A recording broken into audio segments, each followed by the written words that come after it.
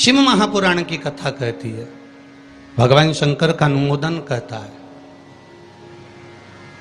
कि आपकी जो भक्ति है, भगवान धन से, संपदा से या सत्ता से या वैभव से या दौलत से भगवान कभी नहीं रीझता।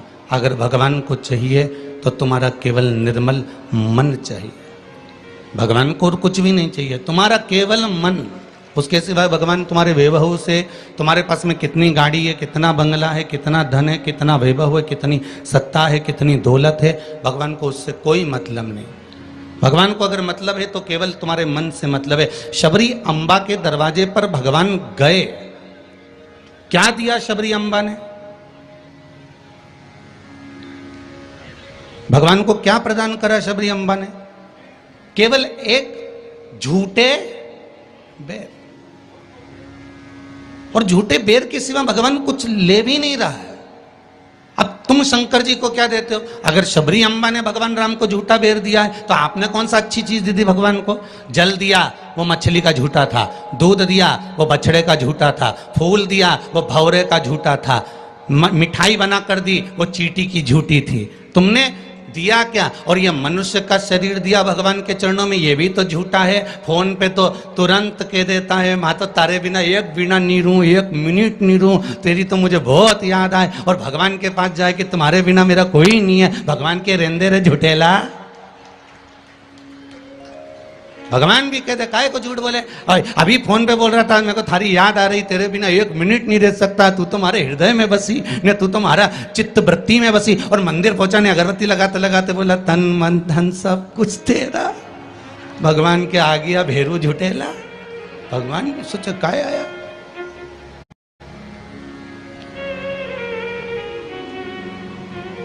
अगर शबरी अम्बा ने झूठा बेर दिया है तो हमने कौन सी अच्छी चीज भगवान को दे दी है? हमने क्या भगवान को अच्छा दे दिया है? हम भी तो झूठा ही दे रहे हैं। पुष्प दिया, वो भी झूठा था। जल दिया, वो मछली का झूठा था। दूध दिया, वो गाय के बछड़े का झूठा था। मिठाई दी, वो चींटी की झूठी थी। हम जो परमात्मा को दिए वो सब कुछ झूठा था। यहां तक हम भगवान का जो स्मरण भी कर रहे हैं, कई लोग भगवान के मंदिर में बैठकर घंटों तक माला पकड़कर भी अगर भगवान के मंदिर में बैठकर भजन कीर्तन स्मरण कर रहे हैं तो वो ये सोचे कि नहीं ये सत्य है, तो उसने उसमें भी छल कर दिया। थोड़ी देर तक तो मन लगता है, उसके बाद ये चित्त, ये वृत्ति, ये मन कहीं ना कहीं डोल जाता है। इस मन को लोग कजन कहां लेकर चले जाते हैं। बड़ा बड़ा कठिन है महाराज, ये बड़ा कठिन। ये मन बड़ा चंचल है, कैसे तेरा भजन करूं, जितना इसे समझाऊं उतना ही मचलता है। भोलेनाथ हे शंभो, हे त्रिकालदर्शी, हे कैलाशी, हे अविनाशी, हे शिव, हे करुणा सागर। ये चित्त, ये मन, ये वृत्ति बड़ी चंचल है।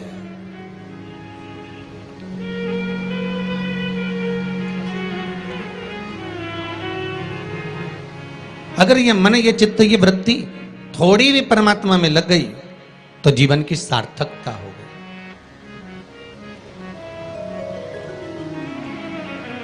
ब्रह्मा और भगवान विष्णु दोनों मिलकर मंथन कर रहे हैं। और एक बात बहुत ध्यान से सुनना, शिव महापुराण के इस चरित्र को याद रखना कि ब्रह्मा और भगवान विष्णु ने मंथन किया, और मंथन किया तो शंकर भगवान के शिवलिंग को प्रकट किया। आपसे भी निवेदन है, जब दोनों पति पत्नी, भाई भाई, घर के बुजुर्ग, माता पिता, घर के बच्चे जब एक साथ कहीं बैठे हुए हों तो शिव महापुराण की कथा कहती है आप भी शिव महापुराण का थोड़ा सा मंथन करो। उस मंथन से जो प्रकट होगा वो तुम्हारे घर का आनंद करा देगा। शिव पुराण का मंथन।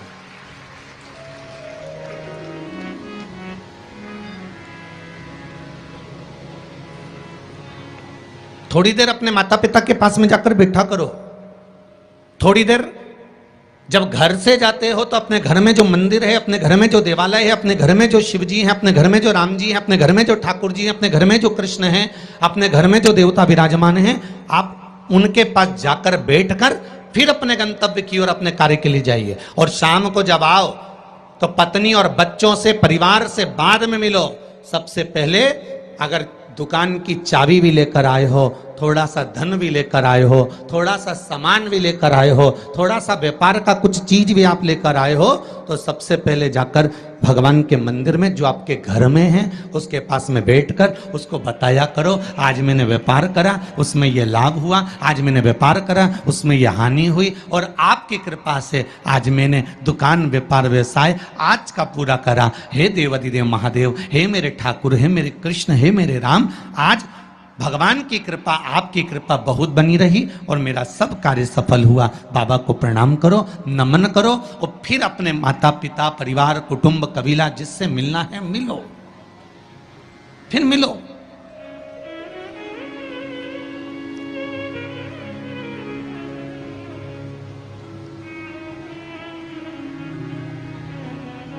आज किसी ने एक प्रश्न किया था सुबह, गुरुदेव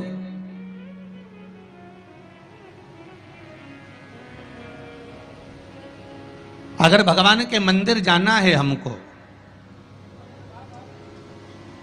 और शरीर में अगर कष्ट है, शरीर में अगर रोग है, शरीर में अगर बीमारी है, शरीर में अगर दुख है, शरीर में अगर कष्ट है, तो क्या नहाना जरूरी है?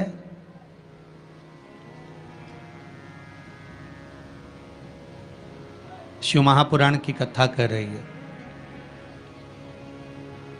मत नहाओ, स्नान कर लो।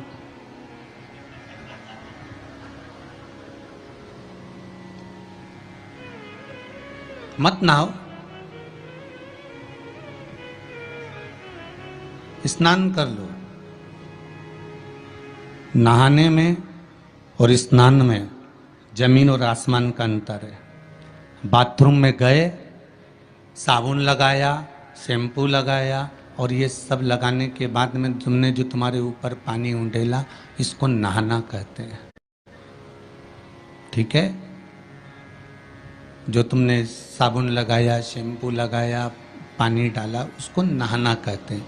और मंदिर में गए अर्थात आप बाथरूम में ना जाकर भी सवेरे से उठे और उसकी भक्ति में लीन होकर दिल से उसको याद कर कर और मान लो मुंह धोकर भी भगवान के दरवाजे तक पहुंच गए तो उसको स्नान कहा जाता है।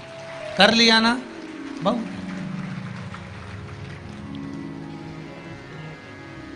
नहीं है ना शरीर में बल? एक पत्र में लिखा है किसी ने,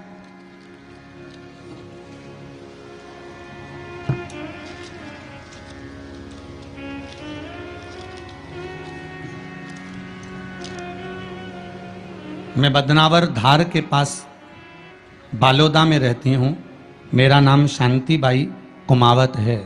कहीं बैठी हो तो खड़ी हो जाएं। आप ही हैं? दोनों हाथ हिला दो एक बार। मेरा नाम शांति बाई कुमावत है। गुरुदेव, आज मैं अपने पैरों पर खड़ी हूं और घूम रही हूं, ये शिव की ही कृपा है, शंकर की कृपा है। मैं कैंसर से पीड़ित हूं, बहुत सारे अस्पतालों में मेरा इलाज हुआ है। ऐसा कोई हॉस्पिटल गुजरात का, राजस्थान का और महाराष्ट्र का नहीं जहां पर मेरा इलाज नहीं हुआ।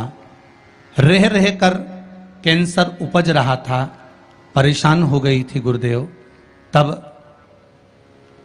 बाबा की कृपा से डॉक्टर ने कह दिया अब तुम्हारे शरीर में और ऑपरेशन का दम नहीं बचा, इसलिए अब तुम भगवान के ही सहारे जियो। और डॉक्टर ने अगले ऑपरेशन करने से मना कर दिया। मैं घर आ गई, शिव महापुराण की कथा सुनी और गुरुदेव अब मैंने भी विचार कर लिया कि ये शरीर मैंने शंकर को दे दिया। और गुरुदेव एक बेलपत्री शिव जी पे चढ़ी हुई अपनी पोती से, बेटों से बुलवाती और उस बेलपत्री को जल के साथ खाना चालू कर दिया, 2 कदम भी नहीं चल पाती थी क्योंकि कैंसर के ऑपरेशन इतने हुए थे। गुरुदेव, आज मैं इस पंडाल में बैठकर कथा सुन रही हूं, ये शिव की ही कृपा है, ये शंकर की करुणा। एक बात बहुत सुंदर आपने लिखा है शांतिबाई जी, माता जी, कि गुरुदेव जांच भी कराई, अब डॉक्टर बोल रहा है तुम तो ठीक होती चली जा रही हो, ऑपरेशन की भी जरूरत नहीं है। अब बाबा की यह कृपा हुई है, ये करुणा है। बैठो मां, बैठो। हर हर महादेव। ये शिव की कृपा है, ये शंकर की करुणा, ये शंकर की उदारता है, ये शंकर की दया है, ये शिव करुणा है। अकाल मृत्यु वो मरे जो काम करे, चंडाल का काल उसका क्या बिगाड़े, जो भक्त हो महाकाल का। शंकर की आराधना करने वाला, शिव का स्मरण करने वाला, शिव भक्ति में डूबने वाला, शंकर का अनुमोदन करने वाला कभी भी भटकता नहीं है। शिव उसको मार्ग तक पहुंचा ही देता है, पहुंचाएगा।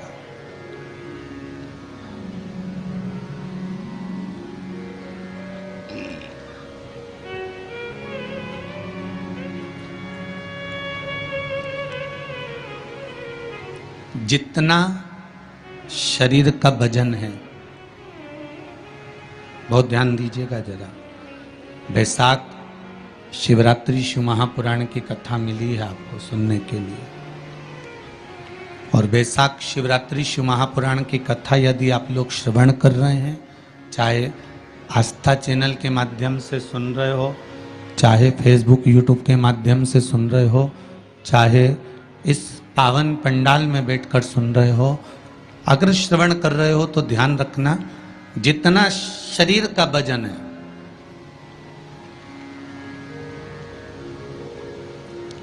70 kilo, 25 kilo, 20 kilo, 15 kilo, 50 kilo, उतना ही किलो के हिसाब से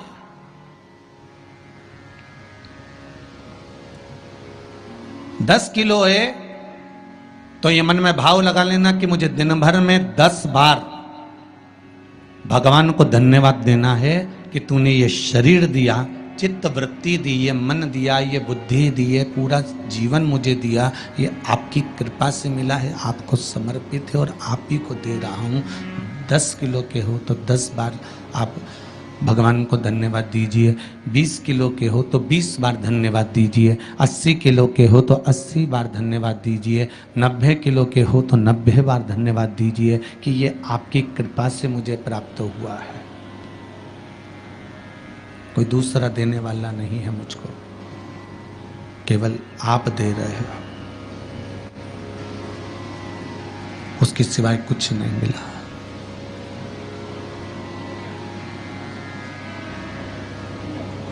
बड़ी मुश्किल से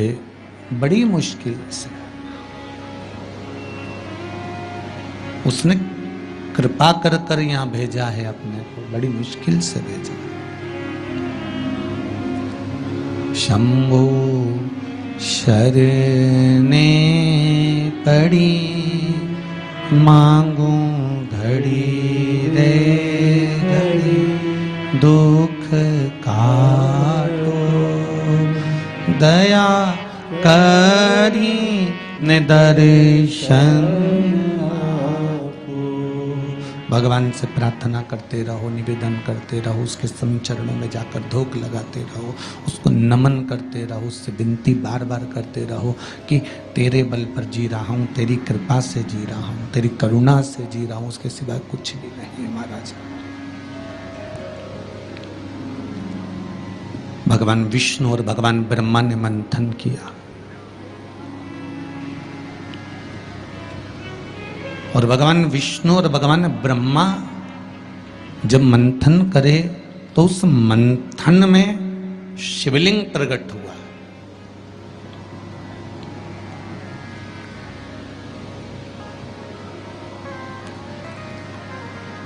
मंथन में शंकर का प्रकट होना बहुत बड़ी बात है।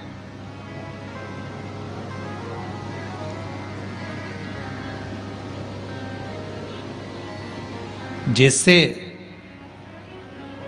बात बात में शिवजी का नाम, शंकर का यश, शंकर भगवान का गुणगान, शंकर भगवान की भक्ति की बात आपके मुख पर अगर बार बार आ रही है ना, आप बार बार कह रहे हैं कि बड़ी कृपा करी साहब, मैंने तो पशुपति व्रत करा था और भगवान ने मेरा ऐसा कर दिया, मैंने भगवान को मूंग चढ़ाया था और भगवान ने ऐसा कर दिया, मैंने चावल चढ़ाया था भगवान को और भगवान ने ये कर दिया, मैंने भगवान को बेलपत्र चढ़ाया था, भगवान ने मेरा ये काम कर दिया, भगवान को मैंने धतूरा चढ़ाया था, भगवान ने मेरा ये काम कर दिया। आप बार बार शिव जी का यशगान गाते हो ना, यश गुण गाते हो, तो उसमें भी एक सुख का अनुभव होता है।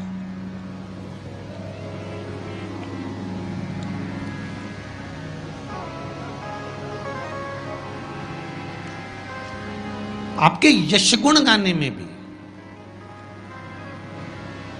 करके देखना। सास से निवेदन है, बहू की बड़ाई करके देखो, बहू का यश गुण गाकर देखो। कितनी भी बुरी बहू हो, कितना भी अपशब्द कहती हो, कितना भी ताना देती हो, कितनी भी गाली देती हो, कितना भी आड़ा टेढ़ा बोलती हो, भले तुम्हें संभालती हो ना संभालती हो, तुम्हारा सम्मान करती हो ना करती हो, तुम्हारा आदर करती हो ना करती हो, उसके बाद भी तुम 4 लोगों से अपनी बहू की बड़ाई कर कर देखना। खूब बड़ाई करना उसकी, खूब यश गुण गाना उसका। भले वो गाली दे, अपशब्द के ताना दे, कुछ भी बोले, पर तुम यश गुण गाओ उसका, खूब गाओ और खूब दिल से यश गुण गाओ उसका। 1 महीना इंतजार करना यश गुण गाते गाते। दूसरे महीने में जिस बहू का तुमने यश गुण गाया है, ये शिव महापुराण की कथा कहती है, वो भी सिर पर पल्लू लेकर तुम्हारे को धोख लगाने आएगी जरूर, ये पक्का। आप अपने भीतर कुछ अच्छा तो लाओ।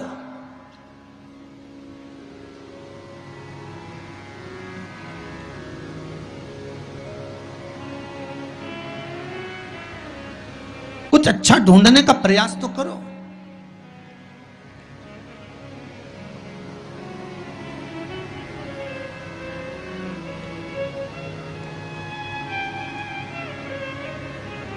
आज कोई कह रहा था गुरुजी, पूरे भारत में, पूरे जगह पर देखा जाए तो आज दुनिया के लोग ये भगवान के नाम से क्यों इतना चिढ़ने लगे।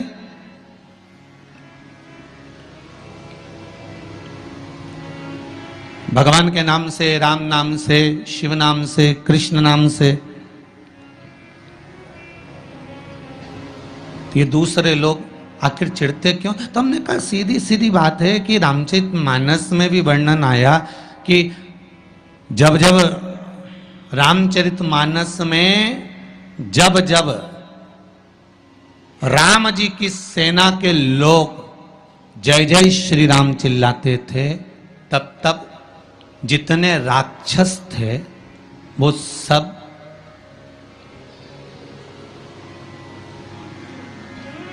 जितने राक्षस थे, जितने भी,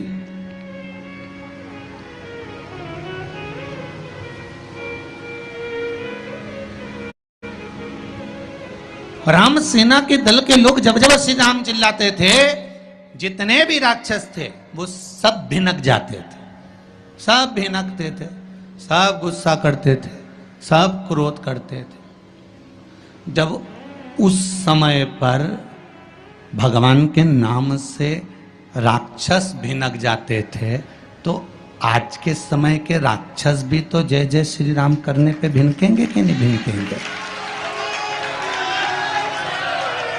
जरा विचार तो करो।